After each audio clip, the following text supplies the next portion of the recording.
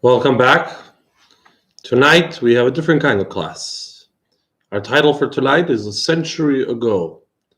And as the title indicates, it's a history-based class. But we're not going to talk history as history, but the way it has a strong and powerful lesson for all of us right now in our very current situation. Why tonight on this topic? Why are we discussing a century ago and the events of that time and the lesson we can learn specifically from then? Because tonight on the Hebrew calendar is the 2nd of Nisan. The 2nd of Nisan is the Yortzeit, the day of passing of the 5th Rebbe, the Rebbe Rashab, the 5th Chabad Rebbe, Rabbi Shalom Ber, whom I happen to be named for. And this year in particular, it is exactly 100 years since his passing in 1920. And actually, in his life and in his era of leadership and in his particular response to the challenges of his time, he discovered the Jewish response to such challenges and the lesson that reverberates till today. The fifth Rebbe, the Rebbe Rashab, was of course number 5 in the line of Chabad Rebbes, which starts with Rabbi Shneur Zalman, the Alter Rebbe, the founder of Chabad, in 18th century Eastern Europe and specifically in Belarus and White Russia. And his descendant, the 5th Rebbe, Rebbe Rashab, became the Rebbe in the 1880s after the passing of his father in 1883, in, shall I say, a slow process until he formally accepted the leadership of Chabad. We'll understand as we continue to discuss how the 5th Rebbe, the Rebbe Rashab's role in this line of Chabad Rebbe is actually pivotal to the whole mission and its success. Chabad is a part of the Hasidic movement, gets a lot of stereotypes, but actually, factually, flourished in Eastern Europe of the last, shall we say, from the 1800s and 1900s and into the 20th century, flourished in that area as a response really to the poverty, to the oppression, and the resulting ignorance among the Jewish masses, as well as an opposite type problem among the scholarly elite that existed among the Jews at that time, some of whom had lost touch with the real ideals that underpin the Torah that they studied. And that caused them to look down at the masses, ignore them, created a rift between the scholars and the masses of Jewish people, and widespread trouble as a result. The Hasidic movement addressed these issues head on, uplifting, inspiring, and showing him or her a deeper and greater way that they can connect to God, that they can be a part of the Jewish story, and they can find the energy and life that is within Judaism. And truly teaching that same message to the scholar as well. Chabad, we can say, refined the message of Hasidism and brought it intellectual rigor and application in a way that otherwise you could say was missing. In other words, the Hasidic movement brought the inspiration into Judaism, or back into Judaism, and it brought a renaissance of the understanding of the deeper parts of Judaism. But Chabad really brought that into an intellectual application and therefore into a much deeper personal appreciation. But to truly understand the history of Chabad and Hasidism in general, we need to use an analogy and use a core Hasidic concept which really underpins what Hasidism is about. And that is that when you look at an individual, if you look at me right now through the live, you see, of course, the physical appearance, the human body of that individual. But you understand that there's much more to the picture. You understand that there's a soul, there's an intellectual capacity, there's emotion, there's desire, there's consciousness, or going deeper, that soul is a divine spark. And we appreciate that till we get to know those soul capacities in the inner part of the human, we're really only engaging the shell. So if someone says, who did you see there online? Or who did you see in person? Days when we used to see people in person, you wouldn't be able to say, I saw a guy with brown eyes and a long beard. obviously you understand that that's not the full picture, and that there's somebody inside with something to say, or maybe not. But in other words, everything and everyone really has a body and a soul.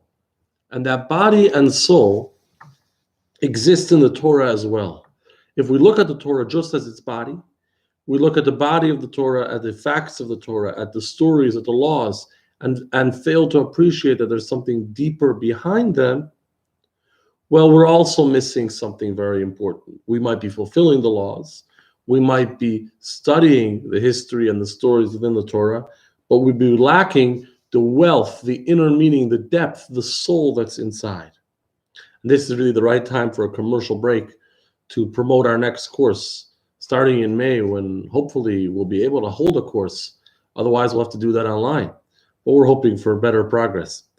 Starting in May, called Secrets of the Torah. Secrets of the Torah, Secrets of the Bible, examines 6 famous Bible stories, whether the flood and Noah's Ark, or the Adam eating of the tree in the Garden of Eden, and discovers the soul within those stories. So they're no longer a complicated myth-like tale that doesn't sound realistic, it doesn't sound part of our lives. We learn to appreciate both the actual story in its literal sense and its application to us personally in a real life way.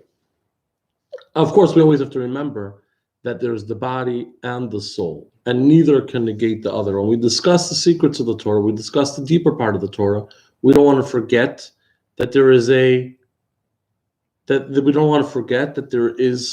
body to that.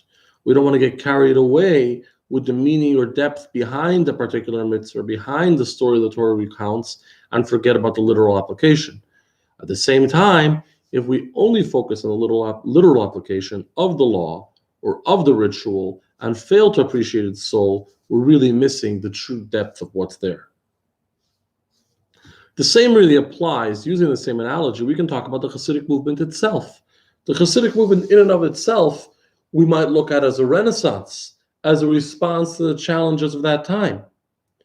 But in its soul, behind that body of the factual history of when and how it emerged and the purposes that it accomplished, the goals that it achieved, and how it helped the Jewish people, beyond that there is a soul, there is a divine intent. There is a deeper story going on, and that is the home stretch towards the coming of Mashiach. Because all of Jewish history, and truly all of universal history, leads towards the Mashiach, leads towards a better, more godly, more perfect era that we so desperately need. But as we get closer to that point, things really start to get into motion. And Chassidus and its revelation of that soul, which is within the Torah and within life and within everything we do, is a prelude to the way we'll live, learn, and appreciate godliness when Mashiach comes. So it's not only about addressing a problem, it's not only about resolving a crisis, it's not only about a renaissance in a situation of trouble. It's actually, and we could even say primarily, part of the process of getting closer to the coming of the Mashiach. With that in mind, and with this duality of the body and soul of the story, let's return to the history itself. So Hasidism, and really you could say traditional Judaism as a whole, the way it existed in the past, in the old world, has an inherent challenge, inherent problem coming right at it, and a problem that for most of its history, its members and its adherents were blissfully unaware of. And that is that the Hasidic way of life and that level of commitment and that inspiration and that connection and that sense of community and that sense of obligation and that pious attachment to the Torah and the mitzvahs seemed to fit and flourish in Eastern Europe, in the shtetl environment, in a pre-modern time. But how would all of that overcome the Soviet persecution, which crushed all of religion under its boot? And how would that survive and even thrive in a much more sophisticated and much more secular atmosphere, in an assimilationist culture in the free world? These were the challenges which would beset traditional Judaism and Hasidism starting from the beginning of the last century and really till today. And these are the challenges that led many to think that Hasidism would not survive. And this is where we return to the history a century ago, to the time of the fifth Rebbe, known as the Rebbe Rashab, who, as we examine his life, we discover addressed not only the challenges of his day, but laid the groundwork and gave us the principles and the tools for coming out on top, coming out ahead of the challenges that lie ahead. Let's talk about the challenges of his day for a moment. We tend to look at all of the pre-war or pre-Soviet era old world Jewry and old world Jewish life as one entity, as one unit, as a time when there was a shtetl, a time when there was widespread religious observance, a time when life was simpler and life was perhaps cute. Brings to mind Fiddler on the Roof and things of those sort. But a proper knowledge of the history tells us that actually a lot of change was already brewing from within and from earlier, before catalytic events and tragedy like the Holocaust and the Soviet Revolution. From within Jewish life, Jews were assimilating, were movements promoting even this assimilation. From within Jewish life, there was mass immigration out of Eastern Europe to the United States, where there was almost no Jewish infrastructure and very little commitment to Jewish observance. And from within Jewish life, there were movements, whether it was political Zionism and other movements that threatened to change or even override and overcome the original Jewish lifestyle and attitude and commitment to the Torah. So the Rebbe, the fifth Rebbe, the fifth Chabad Rebbe, Rebbe Rashab, had his hands full, not only teaching Hasidism, not only shepherding his flock and being that leader, but with activism, lobbying and organizing on behalf of the Jewish community, repelling decrees and other challenges that came via the government, but often at the hands of Jewish organizations which sought to change the Jewish landscape. And he really met phenomenal success with all the great leaders of his day, together with all the major rabbis of that time, organizing and lobbying and bringing about the right outcomes that the Jewish people needed.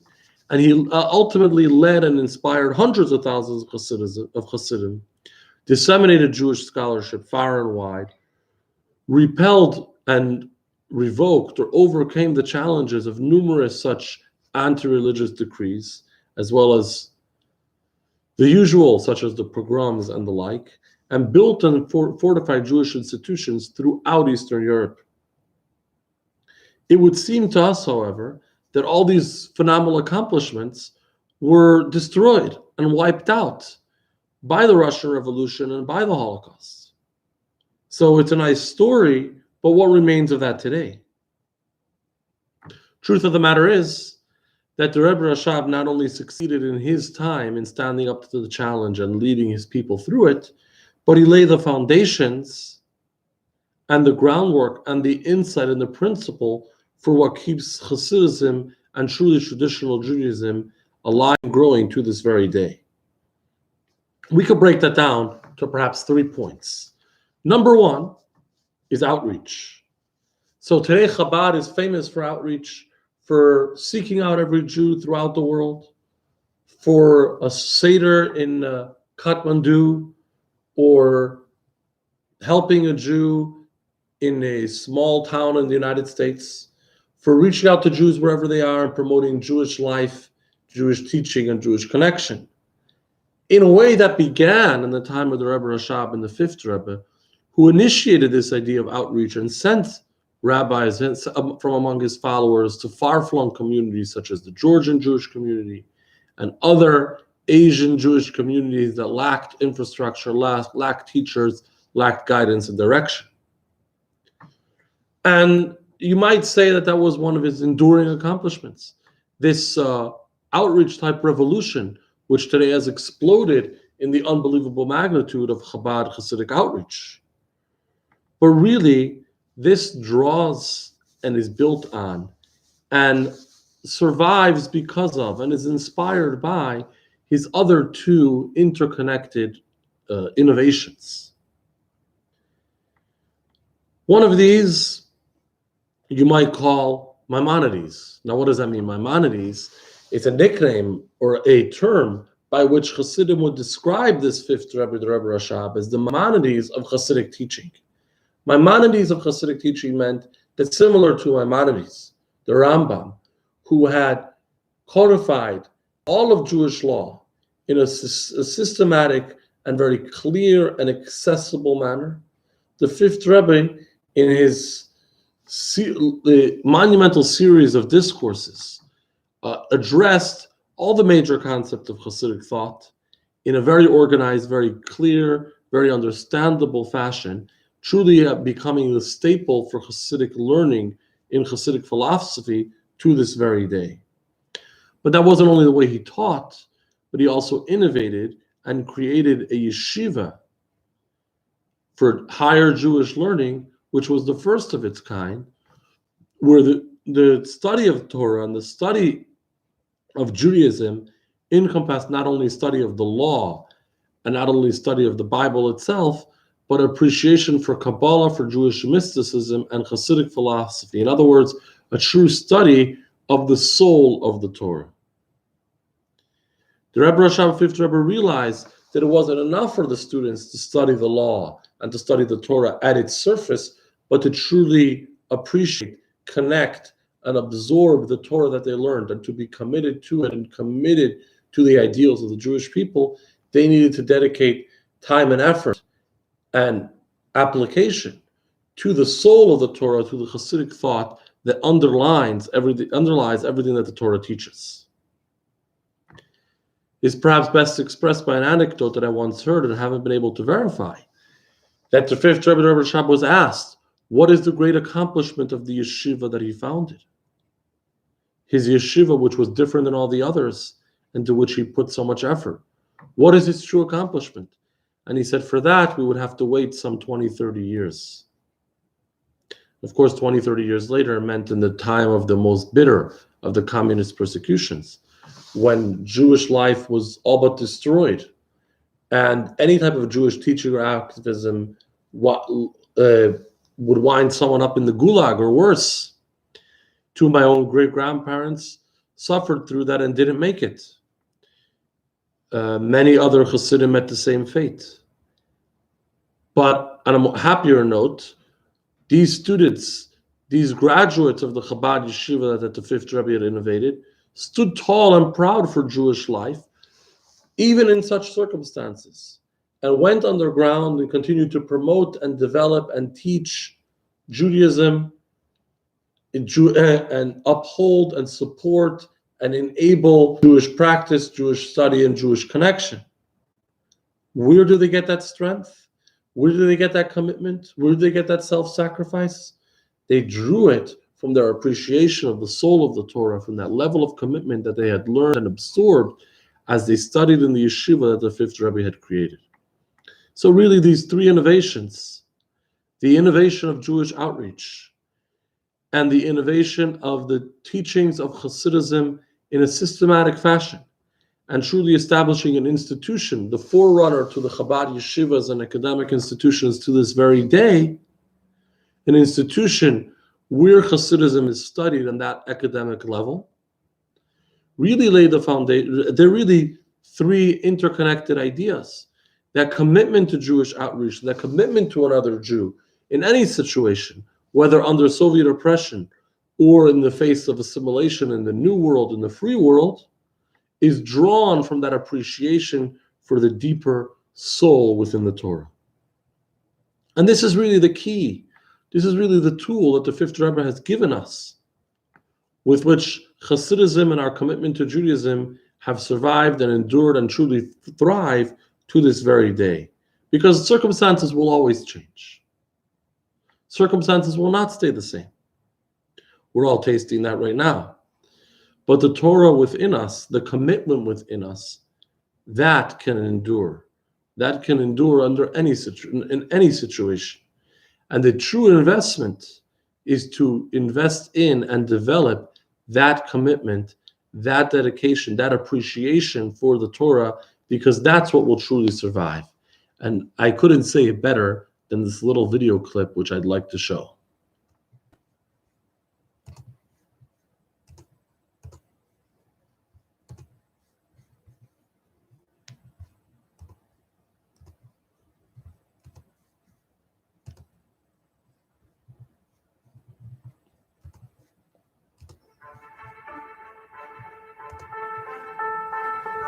Given the hammer blows of the Roman legions, and coming as they did after century upon century of blows from Egyptians, Syrians, and Babylonians, there would have been scant reason to suppose that the Jews would survive as a people. And yet, 2,000 years later, the Jews are still here. How? Well, one answer could be found back at the Arch of Titus. Not something that's here, but something that's not. When Josephus describes the procession of loot and prisoners paraded through the streets of Rome, he says, "And last of all of the spoils was carried the laws of the Jews." But where are the laws? Where are the Torah scrolls? Conspicuously, tellingly, they are absent. What were scrolls of law anyway? Just so many words on parchment, not really worth the time of the sculptor or the cost of the marble. But words copied, memorized, internalized, made unforgettable will beat swords anytime. You can't hold words captive. The Roman Empire has come and gone, but go into a synagogue any Saturday and you'll still hear those words.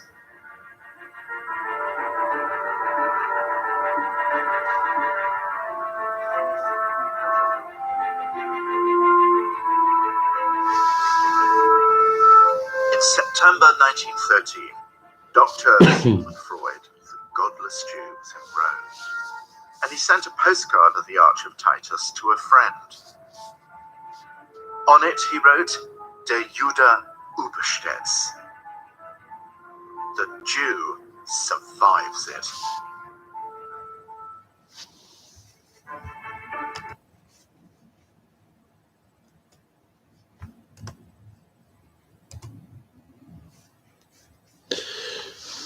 So Titus, the Roman general and later Roman emperor, who destroyed the Jerusalem and the Holy Temple, thought he had destroyed the Jewish people. After all, what was left? He failed to understand that the Jewish people from the Torah and from that commitment. So much so, he didn't bother noting on the ark the Torah scrolls the Jews carried with them into captivity. What did that matter anyway? But of course, that's what kept us to this day when Titus and the Roman Empire are long gone. The fifth Rebbe understood that circumstances can change, that everything that's been built can be destroyed, that the entire environment can change beyond recognition, as it did. But he also understood that the key is elsewhere. The key to Jewish survival and the key to the survival of the Hasidic commitment lie not in those institutions and not in that environment, and not in what we might build in that manner, but in the appreciation for the Torah study. And as the challenges of the exile intensified, as the challenges of Jewish life became even greater, not only Torah study in general, but to appreciate the soul and the deeper depth within the Torah. At this moment in time where we find ourselves today, this becomes obvious to all of us, because in a sense, our lives, everything that we thought was normal, everything that we thought is expected, everything that we thought is success, everything that we thought is achievement, is all suspended. Hopefully it's a short and temporary suspension. But what are we left with? If we can't go to work, we can't go out to where it was that we might want to go, our plans disappeared, what are we left with? We're left with the commitment with what we have to what we have. We're left with the commitment that's inside of us. We're left with the appreciation for the Torah that's inside of us. We're left with a commitment to our families. We're left with those ideals. Those are the things that never go away, virus or not, shutdown, lockdown, stay-at-home order or not. Those are the only things that truly endure. Now, that's difficult to appreciate when we're busy running from one engagement to the next in a busy 21st century lifestyle. But when God puts it all temporarily and hopefully soon to be worked out, but temporarily on halt, that's our opportunity to stop and appreciate what is it that truly makes us tick? And what is it that we truly have? And maybe if we recognize that, maybe we can invest in it. Maybe we can emerge stronger from this time and this period that we're in, and all this shutdown and all this destruction of life as we know it. And as we rebuild it, we can rebuild it with a greater and deeper appreciation for what truly counts. So let's invest in that. Sunday night, 8 o'clock, we will continue right here, same Facebook page, the same channel. I hope to see you then. In the meantime, have a wonderful Shabbos, stay safe, and stay healthy. Have a good evening.